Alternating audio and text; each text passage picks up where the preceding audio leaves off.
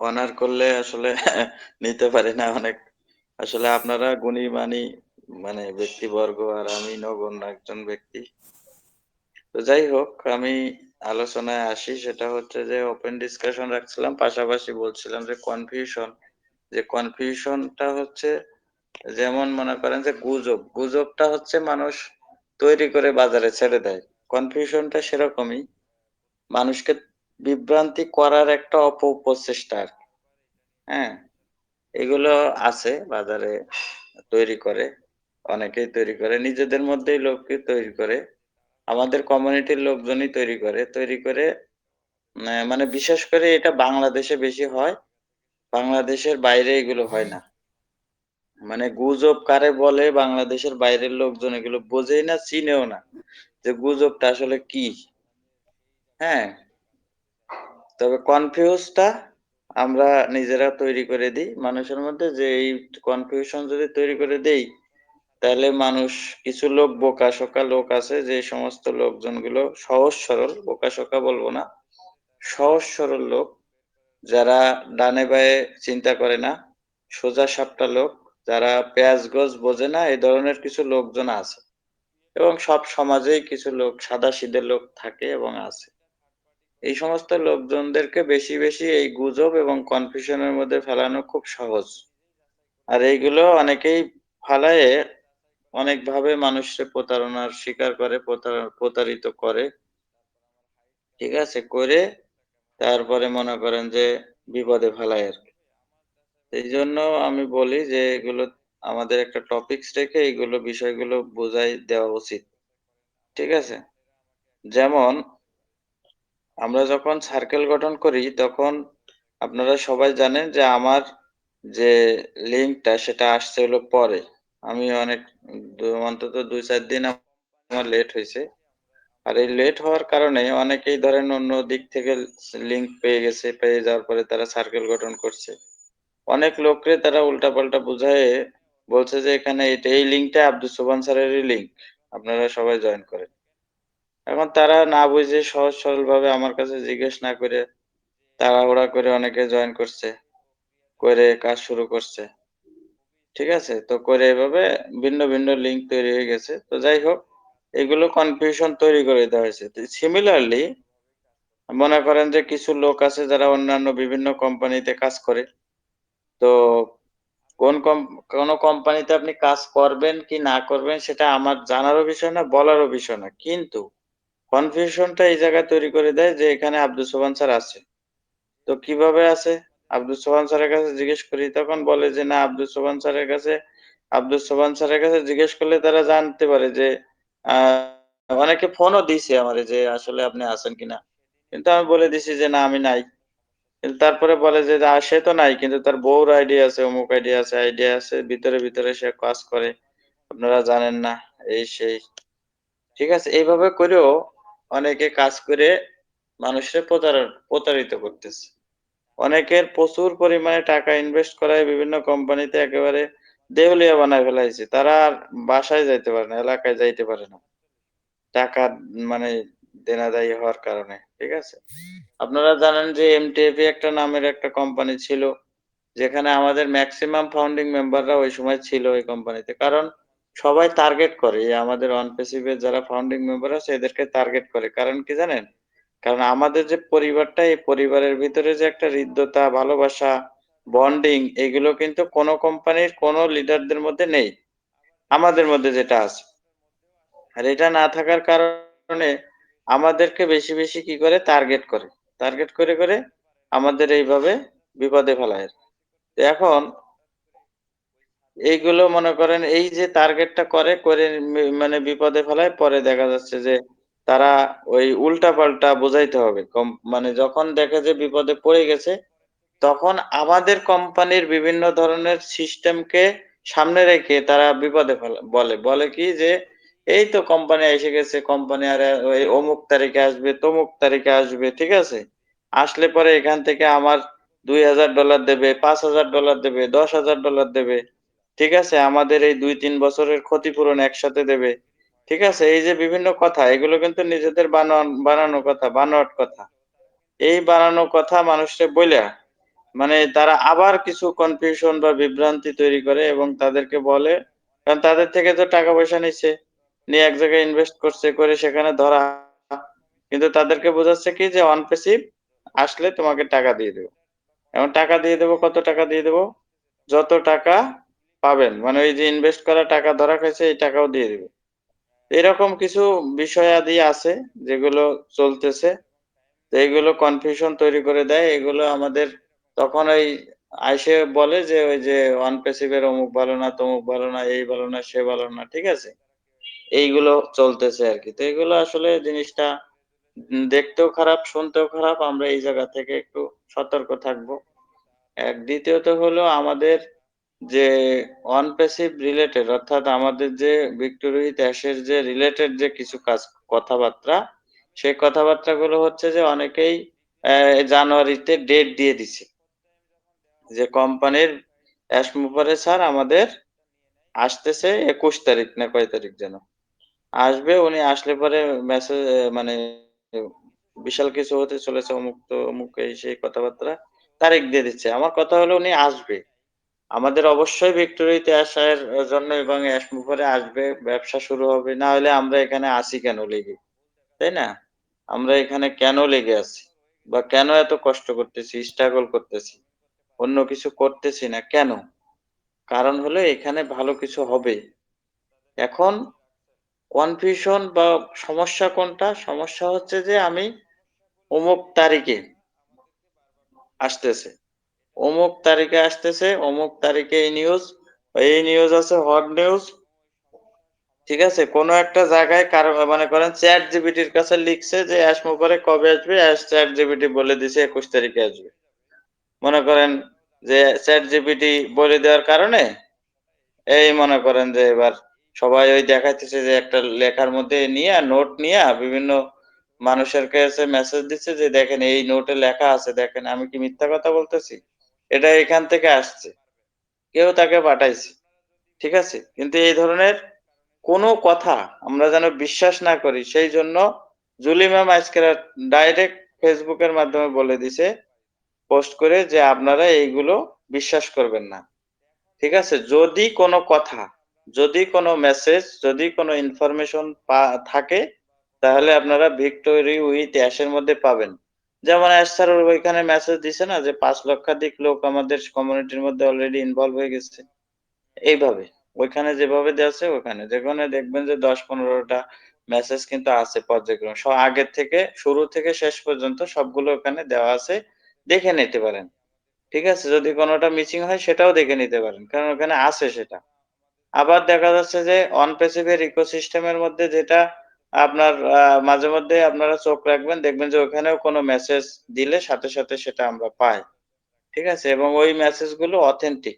কারণ সিস্টেমের বাইরে থেকে যে কথাগুলো আসবে সেই কথাগুলো আপনারা হঠাৎ করেই সহসাই বিশ্বাস করে নিবেন না। সেটা আমি বললেও। বিশ্বাস করবেন না এই কারণে, কারণ ওই কথাগুলো solidity আছে কিনা, accuracy আছে কিনা এগুলো দেখার দরকার আছে। এগুলো যদি আমরা না দেখি তাহলে দেখা যাবে যে আমরা বিভ্রান্তির মধ্যে পড়ে যাবো। ঠিক আছে? অনেকে দেখা যাচ্ছে যে একটা কিছু করে, কাজকর্ম করে। ঠিক আছে? তাকে আমরা ডিস্টার্ব করতেছি। কোন একটা মিস ইনফরমেশন দিয়ে। সে তার কাজে মানে গতি পাচ্ছে না। চিন্তা করতেছে যে ২১ তারিখে যদি অনেক কিছু হয়ে যায় তাহলে আমার আর এই সব কাজ করার দরকার কি? তাহলে তো আমি ওখান থেকে অনেক কিছু পেয়ে যাচ্ছি। ঠিক আছে? আর এমনি বাংলাদেশের মানুষ আমরা একটু আবেগপ্রবণ। ঠিক আছে? আমাদের একটু আ আবেগ কাজ করে বেশি। ঠিক আছে? ইমোশন হয়ে যায়। আর এই জায়গায় ইমোশন হওয়ার কারণে আমাদেরকে মানুষ বিভিন্ন ধরনের ইনফরমেশন দিয়ে আমাদের বিপদগ্রস্ত করতে চেষ্টা করে। এই জায়গাগুলো আমরা বলে দেই কারণ কি? কারণ আপনারা অনেক সময় মিটিং এ এসে অনেক কিছু গুরুত্বপূর্ণ তথ্য বা কোন দিক নির্দেশনা আপনারা আশা করেন। তো সেই জায়গা থেকে আমরা যদি বলে না দেই, তাহলে দেখা যাচ্ছে যে এই বিভ্রান্তির মধ্যে পড়ে নানান সমস্যা। কারণ এখানে আমি দেখছি যে আমি কথা বলার আগ পর্যন্ত ৯০ জন সর্বোচ্চ ১০০ জন থাকে। আমি যখন ঢুকি তখন এখানে আরো লোক বেড়ে যায়। প্রায় ২০০ র কাছাকাছি হয়, ২৫০ হয়, অনেক সময় ৩০০ হয়। কারণ কি? কারণ হলো আমার কাছ থেকে অনেকে মেসেজ নিতে চেষ্টা করে, জানতে চেষ্টা করে। কিন্তু এতক্ষণ ধরে তারা বিভিন্ন মিটিং এ থাকে। তারা বিভিন্ন মিটিং এর গুরুত্বপূর্ণ আলোচনাগুলো শুনতে চেষ্টা করে। ঠিক আছে? তো সেখানে যে সমস্ত বিভ্রান্তি যদি ছড়ানো হয় সেগুলো আমার কাছে আবার অনেকে ফোন করে। ফোন করে ক্লিয়ার হওয়ার চেষ্টা করে। অনেকে আমাকে যে সমস্ত কথা বলে তাতে করে আমি বুঝে নেই যে কোনো না কোনো মিটিং এ ঢুকে সে এই বিভ্রান্তির মধ্যে পড়ছে। যার কারণে আমার কাছে ফোন দিচ্ছে। তখন আমি ওইগুলো ক্লিয়ার করি। ঠিক আছে? অনেকে বলে যে, "স্যার আমি তো খুবই মানে এখন গরম।" কারণ কি? আমি নিজে গরম হইতে পারতেছি না, আপনি এত গরম হয়ে গেলেন। বলতেছে যে, "স্যার যে নিউজ পাচ্ছি চারিদিক থেকে তাতে তো মনে হয় স্যার আর সময় লাগবে না। খুব তাড়াতাড়ি হয়ে যাবে।" তো এখন মনে করেন যে আমি চিন্তা করি যে এই নিউজগুলো এত নিউজ এরা পাচ্ছে কোথায়? যেখানে অ্যাসমোভারে আজকে প্রায় বহুদিন ধরে আমাদের সামনে আসে নাই, কোন মেসেজ নাই, কিচ্ছু নাই। তাহলে এতগুলো মেসেজ উনাদের কাছে আসতেছে কোত্থেকে? কে দিচ্ছে এই মেসেজগুলো? এগুলো কিন্তু কনফিউশন।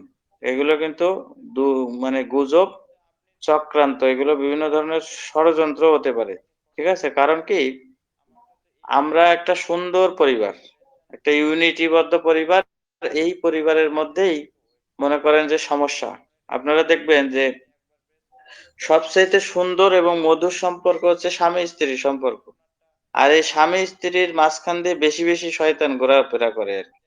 কারণ কি? কারণ হলো এই যদি একবার স্বামী-স্ত্রীর মধ্যে গন্ডগোল লাগায় দেওয়া যায়, তাইলে এটা মনে করেন যে বহুদূর পর্যন্ত এটা গড়ায়।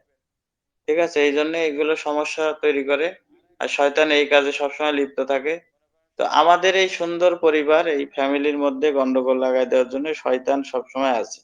আর শয়তান তো শয়তানই। শয়তান তো মনে করেন যে বিভিন্ন বেশে আসবে। ঠিক আছে? শয়তান তো সরাসরি আসে না, বেশে আসে। তো এগুলো আমাদের একটু নজরদারিতে রাখতে হবে, খেয়াল খবর রাখতে হবে। আমি অনেকভাবে অবজার্ভ করছি। অনেকভাবে অবজার্ভ করে দেখছি যে আমরা হয়তো অনেক কষ্টে আছি, বইসে আছি, অনেক কিছু করতেছি না।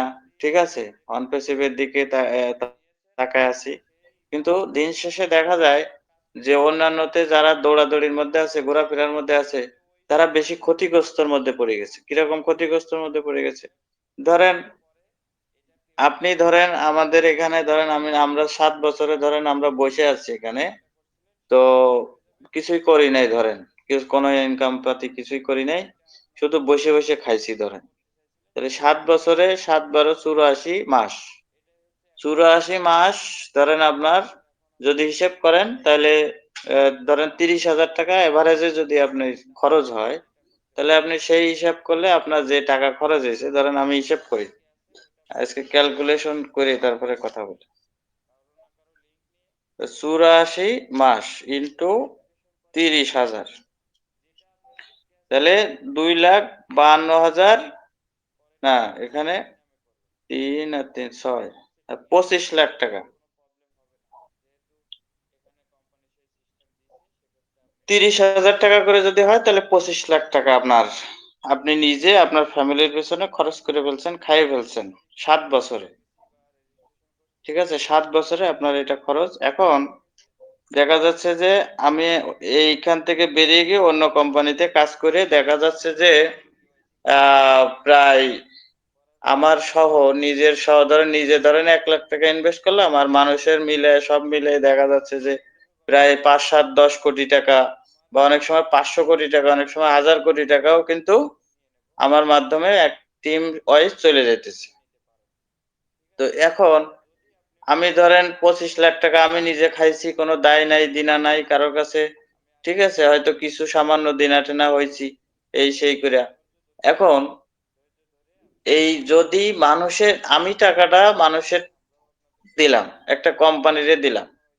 ঠিক আছে? টাকাটা আমার ৳১,০০,০০০ আর আমার মনে করেন কমিউনিটির মিলায় সব ৳৫,০০,০০,০০০ দিলাম। এবার ৳৫,০০,০০,০০০ দেওয়ার কারণে আমি হয়তো কিছু কমিশন পাইলাম। কিন্তু কোম্পানির কাছে যখন ৫-১০ কোটি টাকা চলে যায়, তখন ওই কোম্পানিটা সব দরজার তালা লাগায় দিয়ে কোম্পানির মালিক পক্ষ চলে যায় দুবাই বা অন্য কোনো দেশে পালায় যায়। ঠিক আছে? কিন্তু আমরা তাদেরকে আর খুঁজে পাই না। ঠিক আছে? পরবর্তীতে দেখা যাচ্ছে যে আবার ২-১ বছর পরে যে আরেকটা ঢাকা শহরের আরেকটা গলিতে গিয়ে আবার একটা ফন্দি এঁটে আবার এভাবে টাকা নিয়ে ভাগি। তো এই হচ্ছে ফন্দি ফিকির কইরা তারা নিয়ে যাচ্ছে। আর আমরা মনে করেন যে শেষ। কিন্তু আমরা এই যে বসে থাকার কারণে হয়তো আমি ৳৩০,০০০ অনেক বেশি হিসাব করছি। কিন্তু অনেকের দেখা যাচ্ছে যে এত টাকা খরচ হয় না। ঠিক আছে? আমি মনে করি যে আমার মনে হয় যে সর্বোচ্চ হয়তো ১২-১৪ লাখ টাকা হয়তো বসে খাইলে কারণ বসে খাইলে এত টাকা খরচ হয় না কেন? কারণ আপনার বাইরে গেলে পকেট খরচ তো তেমন হয় না। ঠিক আছে? তখন আপনার যখন কোন কর্মকাণ্ড থাকে না তখন চিপায় চলে। সবকিছু মিলে তখন হয়তো ১২-১৪ লাখ টাকা খরচ হবে। কিন্তু যদি আপনি যেয়ে ১২-১৪ লাখ টাকা অন্য কোম্পানিতে দিয়ে হারায় ফেলেন, এর চাইতে কষ্টের কিন্তু আর নাই। ঠিক আছে? এটাই হলো আমার কথা। আমার কথা হলো যে এটা ভীষণ ধরনের ক্ষতির সম্মুখীন হয়ে যেতে হয়। তখন আমি একজনের সাথে এরকম কথা বলছিলাম। সে বলছে যে, "ভাই আমি মনে করেন যে প্রায় ৳২৬,০০,০০০ দেনা হয়ে গেছি। এখন আমি এই টাকা মনে করেন যে তাদের কাছ থেকে চেক দিছি, দলিল দিছি সবকিছু মিলে এরকম বিপদে পড়ে গেছি। এখন এই ৳২৬,০০,০০০ আমি কোনোভাবেই দিতে পারতেছি না। এখন আমার নামে ৩ টা মামলা হয়ে গেছে। এখন মামলায় কোর্ট আমাকে রায় দিছে যে আমাকে প্রতি মাসে এই মনে করেন যে ৫০,০০০ এক জায়গায় ৪০,০০০ এক জায়গায় ৩০,০০০ এভাবে দিতেই হবে। না দিলে আমাকে জেল কাটতে হবে। এই হচ্ছে পরিস্থিতি। এইভাবে করে মনে করেন যে সবকিছু সর্বশান্ত হয়ে গেছে। এখন এলাকায় থাকতে পারে না। পালায় থাকতে হয়। হ্যাঁ? এলাকা ছাড়া হয়ে গেছে। আত্মীয়স্বজনও তাকে খুঁজে পায় না। ফ্যামিলি থেকে বিচ্ছিন্ন। ছেলে-মেয়ে মনে করেন যে এখন কোথায় কি করে লেখাপড়া করার কোনো কায়দা নাই। ঠিক আছে? বিভিন্ন ধরনের সমস্যায় পড়ে গেছে। ঠিক আছে? এখন আবার আমার আরেকজন ফাউন্ডার ভাই, সে উত্তরাতে থাকে। ঠিক আছে? নাম বলতেছি না। সে আবার করছে কি? কয়, "ভাই এতদিন খুব ভালো ছিলাম। অনপেসিভ এর জন্য বইসা আছি কোনো সমস্যা নাই। কিন্তু এক বন্ধুর মানে পাল্লায় পড়ে এক কোম্পানিতে ৳৬,০০,০০০ দিয়া আমি একেবারে সর্বশান্ত হয়ে গেছি। এখন আমার বাসা-বাড়ি ছেড়ে এলাকায় পাঠায় দিতে হচ্ছে এবং আমি মানে খুবই বিপদে পড়ে গেছি এই ৳৬,০০,০০০ র কারণে। এখন আমার আর কিছুই নেই, সর্বশান্ত হয়ে গেছি এই অবস্থা।" তো এইভাবে করে মনে করেন যে মানুষ সর্বশান্ত হয়ে যাইতেছে। ঠিক আছে? এখন আমরা মনে করেন দেখেন আব্দুল সোবহান মিটিং এ লোক হয় না। কোন লোক হয় না। ধরেন এই আমরা ১০ জন, ২০ জন, ৩০ জন, ৫০ জন এভাবে নিয়ে মিটিং করি। কারণ কি জানেন? কারণ হলো এখানে কোন লোভ নেই। এখানে কোন ধরনের মনে করেন বাড়তি মানে টাকা-পয়সার কোন গন্ধ নেই। ঠিক আছে? এখানে শুধু নীতিকথা শোনানো হয়। ঠিক আছে? এখানে কোনোভাবেই মনে করেন যে টাকা-পয়সার গন্ধ দেওয়া হচ্ছে না বরঞ্চ এমনভাবে কথা বলে যে আমাদের আসলে হতাশ হয়ে যাইতে হয়। ঠিক আছে? আসলে কিন্তু হতাশ করি না। কিন্তু আমরা টাকার গল্পও বলি না। ঠিক আছে? আমরা টাকার গল্পও বলি না, আবার কোন ডেটও দেই না যে অমুক ডেটে এই হচ্ছে, অমুক হচ্ছে, তমুক হচ্ছে। ঠিক আছে? আমি ভালো, হাম-মারেঙ্গা, তাম-মারেঙ্গা এরকম কথাবার্তা আমার এখানে হয় না। ঠিক আছে? আবার দেখা যাচ্ছে অনেকে এখানে আসে। আসার পরে কি করে? এখান থেকেই কিছু লোকজনের সাথে তারা চ্যাটিং-ম্যাটিং করে ভিতরে, বুঝছেন? আমরা তো এগুলো কম বুঝি।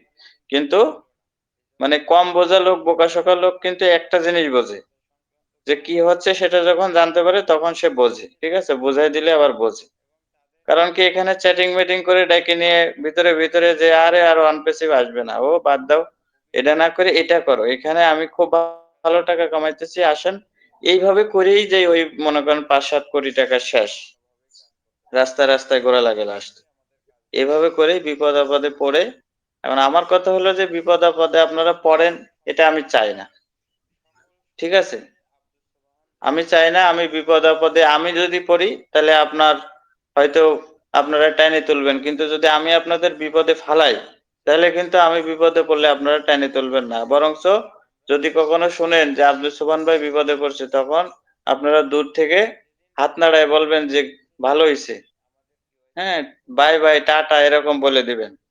ঠিক আছে? বা মানুষের সমবেদনা যেটা সেটা কিন্তু থাকবে না। এই জিনিসটা খুবই বাজে একটা বিষয়। এজন্য আমি চেষ্টা করতেছি। এখন কথা হলো যে আমাদের যে ভিক্টোরি উইথ অ্যাশ সেটা যেহেতু আমাদের সামনে নিয়ে আসছে, আমরা যেহেতু কেওয়াইসি করছি, কোম্পানি যেহেতু আছে, অ্যাশ স্যার যেহেতু আমাদের বলছে যে আমরা এখান থেকে একটা ভালো কিছু হবে, ঠিক আছে? এবং আমরা এখানে এক আইডিতেই আমাদের লাইফ সেটেল হয়ে যাবে। অনেক কথাবার্তা যখন আমরা এখান থেকে পেয়ে গেছি, তখন সে যেহেতু আমাদের সামনে আসতেছে, আমাদের ইকোসিস্টেমে মেসেজ দিচ্ছে, সবকিছু মিলেই কিন্তু আমরা একটা ভালো অবস্থানে আমরা আছি এবং যাচ্ছি ভালো অবস্থানে। আরো হয়তো সর্বোচ্চ আর কতদিন সময় নেবে? আর বেশি সময় নেওয়ারও তারও কিন্তু ধৈর্যের ব্যাপার আছে। একটা মালিক পক্ষেরও কিন্তু অনেক ক্ষতির সম্মুখীন হতে হয়, একটা ব্যবসা না রান করলে। হ্যাঁ, এই যে ধরেন আজকে যে ১ মাসে যদি সে $১ বিলিয়ন ইনকাম করত, তাহলে $১ বিলিয়ন সে মাইনাসে পড়ে যাচ্ছে না? $১ বিলিয়ন তার ক্ষতি হচ্ছে না? তাহলে $১ বিলিয়ন একটা কোম্পানির ক্ষতি মানে বিশাল ক্ষতি। তার মানে তার চাহিদা, তার চাওয়াটা আমাদের চাইতে অনেক গুণে বেশি। ঠিক আছে? সে আরো বেশি চায় যে কোম্পানিটা তাড়াতাড়ি শুরু করার। এইজন্য ওই ফাও আলাপ বাদ দিয়ে সে এখন কাজে কর্মে ব্যস্ত এবং আমাদের সামনে ওই যে রান্না করা ডিশ আনার জন্য সে সচেষ্ট। আমি বিশ্বাস করি এটা। আর এই বিশ্বাস করি বলে আমি এখনো বসে আছি, পড়ে আছি, কোম্পানির অপেক্ষায় আছি। কোন দিকে যাচ্ছি না, কোন দিকে মুভ করতেছি না। কোন কোম্পানির অনেক অফার আছে। ঠিক আছে? আমি আপনাদেরকে মানে আপনারা কি মানে ডাকাডাকির মধ্যে আছেন? আমি সবচাইতে বেশি ডাকাডাকির মধ্যে থাকি। প্রতিদিন ৩ টা ৪ টা কোম্পানির অফার পাই। অনেক কিছু দেবে, গাড়ি দেবে, বাড়ি দেবে। ঠিক আছে? অনেক কিছু দেবে। তারপরে তাদের সাথে কাজ করলে মনে করেন বিশাল কিছু হয়ে যাবো আমি কোটিপতি শামসের, এগুলো হয়ে যাবো আরকি। এরকম অফার আমার কাছেও প্রতিদিন ২-৪ টা করে আসে। ঠিক আছে? কিন্তু আমি কিন্তু সব জায়গায় সাড়া দেই না। কেন দেই না? কারণ আমি জানি আমি অভিজ্ঞতা তো একটা হইছে। সেই অভিজ্ঞতার আলোকে আমি ডাক দিলেই ধাম করে সেখানে দৌড় মারি না। বা কোনো জায়গায় হয়তো কাছের লোকজন ডাক দিলে যাই, যাই আগে বোঝার চেষ্টা করি সেই জিনিসটা ঠিক আছে কিনা, সহি আছে কিনা, সেটা দিয়ে মানুষ প্রতারিত হবে কিনা, ক্ষতিগ্রস্ত হবে কিনা। অনেক ৬০-১৭ চেষ্টা করি জানার। জানে বুঝে যখন দেখি যে না এটা হবে না তখন আমি ওখানে সালাম আলাইকুম দিয়ে আসি। ঠিক আছে? এই করে আমার ব্যাটে বলে মেলে না, আমি কোন জায়গায় করি না। ঠিক আছে? কারণ এখন পর্যন্ত দেখছি যে কোম্পানিগুলো এখন এই যে কয়দিন ইদানিং আমাদেরই কোন লোকজন ডাকাডাকি করতেছিল, সেই কোম্পানি অলরেডি ডাকাডাকি বন্ধ হয়ে গেছে, হাঁক-ডাক বন্ধ হয়ে গেছে। সেগুলো সেই কোম্পানিও আসিতেছের মধ্যে পড়ে গেছে। এই সমস্যা, সেই সমস্যা, এই এই সমস্যা, সেই সমস্যার মধ্যে আছে। কারণ খোঁজ খবর তো আছে। খোঁজ খবর তো রাখি। বাজারের হালচাল না রাখলে, খোঁজ খবর না রাখলে তো আমরাও মার্কেটিং এর মধ্যে আছি। সুতরাং আমাদেরও তো সব নিউজ গুলো রাখতে হয় অন্তত। তো সেগুলো এর মধ্যে পড়ে গেছে। ঠিক আছে? সমস্যার মধ্যে ঝুঁকির মধ্যে অলরেডি আছে। কারণ কি? কারণ নকল করে কখনো সাকসেস হওয়া যায় না। নকল করে হয়তো ভালো রেজাল্ট করা যায় কিন্তু ভালো স্টুডেন্ট হওয়া যায় না। ঠিক আছে? আমার আমার একটা টিচার সবসময় বলতো যে নকল করে পাস করলে ভালো রেজাল্ট আসতে পারে। কিন্তু ভালো স্টুডেন্ট হওয়া যায় না। ঠিক আছে? তো এখন ওই যে সমস্ত কোম্পানি আছে এগুলো নকল করা কোম্পানি। বিভিন্ন কোম্পানিকে বিভিন্ন সিস্টেমটাকে নকল করে কারণ তারা জানে না যে এটার পরে কি হবে। যারা নকল করে দেখবেন যে ২-৪ লাইন লেখার পরে ওই যার দেখে নকল করতেছিল ও যদি একবার খাতা ঢেকে রাখে, তাহলে পরের লাইন কিন্তু আর লিখতে পারে না ওই ওই যে নকল করে। পরের লাইন লেখার মতো ক্ষমতা তার আর নাই। এইটা কিন্তু বাস্তব কথা। একদম সত্যি কথা যে নকল করে সামনের লাইনটা লেখা যায় না নিজে। ঠিক আছে? তো এখন যে সমস্ত কোম্পানি চলতেছিল নকল করা, ধার করা। বিভিন্ন জায়গায় কাজ করে নিজেরা কোম্পানি বানায়ে বাজারে ছাড়িয়ে দিতেছে। দিয়ে এই কোম্পানিতে টাকা তোলার চিন্তা করতেছে কি যে জীবনে তো অনেক লস খাইছি। এইবার মানে আরো কিছু লোকরে লস করাইয়া কোটি টাকা ইনকাম কইরা মনে করেন আমিও দুবাই যেয়ে পাড়ি দেবো। এই একই ধান্দায় সবাই আছে। আর এই ধান্দার মধ্যে আমরা ওই যে সোজা সরল, ওই যে সোজা সাপটা লোকজনগুলা এরা বিপদে পড়ে যায়। এরা বারবারই যাচ্ছি। কারণ কি? তারাই আবার বলতেছে যে লস যেখানে করছেন সেখান থেকে উঠতে পারবেন। ঠিক আছে? আসেন এখানে আবার টাকা দেন। আর এখান থেকে আপনি আবার টাকা ইনকাম করতে পারবেন, অমুক করতে পারবেন, তমুক করতে পারবেন। প্রচুর টাকা ইনকাম করতে পারবেন। ঠিক আছে? এসব কইয়া আবার কি করে? টাকা আদায় করার বা টাকা নিয়ে পালানোর একটা ফন্দি ফিকির করে। ঠিক আছে? আমি আপনাদেরকে বলি আমাদের ওয়ান প্যাসিভের এক বড় নেতা, ঠিক আছে? ইন্টারন্যাশনাল নেতা। সে আমাকে এখন পর্যন্ত মনে করেন যে কোম্পানির কাছে সে কালারফুল। সে আমার কাছে এখন পর্যন্ত মনে করেন ১০ টা কোম্পানির অফার দিছে। কোন কোম্পানি টেকে নাই। ১০ টা কোম্পানির অফার দিছে, কোন কোম্পানি টেকে নাই এবং সেও নিজেও এখন পলাতক। বিভিন্ন দিকে পলায় লুকায় চুরায় আছে। ঠিক আছে? তো এখন এরকম ভাবেই মনে করেন যে একসময় পালায় যাইতে হইব। যদি কিনা আপনারা এই ধরনের মানে ফক্কর-চক্কর কোম্পানির ফাঁদে পড়েন, তাহলে এইভাবে পালায় বেড়াইতে হইব। আদারওয়াইজ বিপদে পড়তে হবে। অলরেডি মনে করেন যে আমরা এই যে দেখেন আমরা এই এক কোম্পানি ওয়ান প্যাসিভের সাথে আছি কেন? কারণ এটা একটা টেকনোলজিক্যাল কোম্পানি। টেকনোলজি এখানে আছে যেখানে, সেখানে কোন ধরনের ভয়ভীতি নাই। আমরা টাকা এখানে কিন্তু ৳১০,০০০ দিছি। এই ৳১০,০০০ আমাদের কোনো ব্যাপার না। ঠিক আছে? কিন্তু এখানে বলে নাই অ্যাশমুভারে যে আপনার এখানে ৳৫,০০,০০০ দেন, আপনি ৬ মাসে ৳১০,০০,০০০ পাবেন। এই ধরনের কোনো অফার কিন্তু সে করে নাই।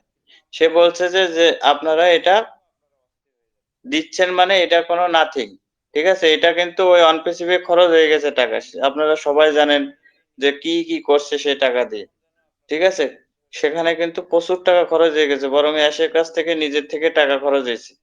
ঠিক আছে? এবং সে জরিমানাও দিচ্ছে। ফ্যামিলি বিপদে আছে। ফ্যামিলির মামলা খাইছে। নিজে মামলা খাইছে। $4 মিলিয়ন সে জরিমানা গুনছে। সবকিছু মিলিয়ে সে কিন্তু এখনো স্থির আছে, দাঁড়িয়ে আছে বটগাছের মতো। নেতার বেশে আছে। এবং আমাদের সে নেতা। আমরা তাকে নেতা মানছি এবং নেতার সাথে আছি, পাশে আছি। আমরা জয়ী হবই হব। কারণ ওই ব্যক্তিটার যে মানসিকতা, ওই ব্যক্তিটার এই মুহূর্তে যা হচ্ছে, সেগুলো যদি আমাদের সাথে হইতো আমরা হয়তো টিকে থাকতে পারতাম না। এইজন্য উনার সাথে আছি। আল্লাহর রহমতে উনি আমাদের জন্য কাজ করতেছেন এবং আমরা উনার সাথে বিজয় অর্জন করব। এইজন্যে কোন ব্যক্তি, আমি একটা জিনিস বিশ্বাস করি, কোন ব্যক্তি লিখতে পারে না যে victory with ash, victory with Abdus Sobhan. এই কথাটা আব্দুস সোবহান লেখার সাহস করে না। কিন্তু মিস্টার অ্যাশ সেটা সাহস করছে। এটাই হলো তাকে বাহবা দেওয়ার মতো কথা বা বিষয়। এই জিনিসটা সবাই বুঝবে না, এই জিনিসটা সবাই মানতেও পারবে না। পৃথিবীতে এমন বুকের পাটা কারোর হয় নাই। সেই কারণে ভিক্টরি উইথ অ্যাশ, সেই কারণেই অ্যাশ মুপারের সাথে ৫ লক্ষ লোক এখনো আছে। এত কিছু এত কিছু হওয়ার পরেও ৫ লক্ষ লোক তার সাথে সাইন আপ করছে। এটাই হলো সবচাইতে বড় সাকসেস আমাদের। এবং আমরা এত বড় একটা পরিবার হইছি। ঠিক আছে? কিন্তু সবকিছুর মধ্যে ওই যেমন ধানের মধ্যে চিটা থাকবে, এর মধ্যেও চিটা থাকবে, ২-১ জন খারাপ থাকবে। হ্যাঁ? এগুলোও আমাদের খেয়াল করে চলতে হবে। এর মধ্যে কনফিউশন তৈরি করবে, গুজব রটাবে। রটায়ে অনেকে অনেক কিছু হতে চেষ্টা করবে। এগুলো আমাদের বুঝে নিতে হবে। এইটাই হলো আমার কথা ছিল। তো আজকে এই পর্যন্তই। সবাই ভালো থাকবেন। ওভার টু আমাদের সিরাজুল ইসলাম স্যার। আসসালামু আলাইকুম। ওয়ালাইকুম আসসালাম। জি জি জি, অনেক সুন্দর, অনেক সুন্দর। সবাইকে যে আশ্বাস দিলাম যে গুরুত্বপূর্ণ আলোচনা করবে, সেটা কিন্তু আপনারা শুনে বুঝছেন যে আসলে গুরুত্বপূর্ণ আলোচনা উনি করলেন।